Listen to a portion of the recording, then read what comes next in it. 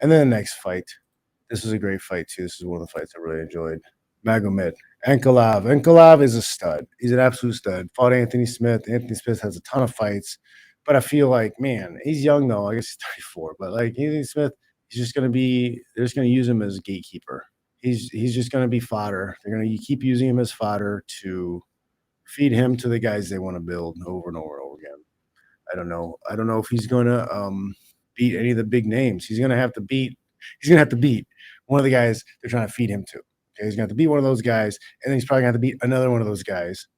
Right? He's probably gonna have to beat two up and coming guys in a row, and then he'll get a shot with a named guy or a highly ranked guy or more high ranked guy. But I don't know, man. It's tough. In the spot he's in, it's really tough to be an Anthony Smith spot. It's not a good spot. 36, 17th, got a ton of experience, ton of fights, but a ton of losses, and he's lost to a lot of guys in the UFC. He's lost to ranked guys. He's beat guys in the past, but I don't know.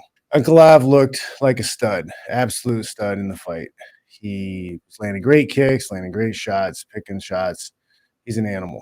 And it seems that Smith may have broken his leg or foot at some point in the fight. At the post-fight interview, Ankalaev said, how do you think he broke it? By hitting me or me kicking him or whatever. But then again, is this another case? We have another case? Is this another fight in another week where one of the main card people was in the main event this time, but he broke his leg? Was he injured before? Should he have pulled out? Did he know he should have pulled out? Was he in a position where he knows he can't afford to pull out? Because he, one, needs the money.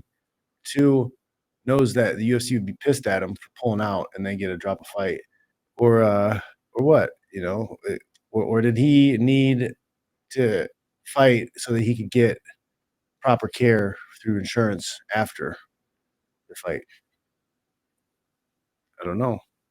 Those are serious questions. I think need to be asked more.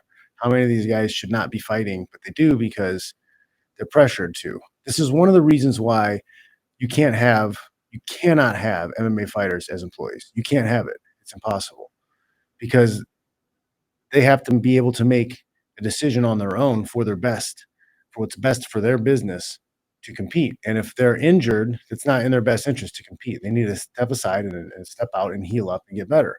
But they don't have that option. If you're an employee, you don't have that option. You don't have the option to be like, oh man, this isn't the best for me right now because how my body feels or something's broke maybe.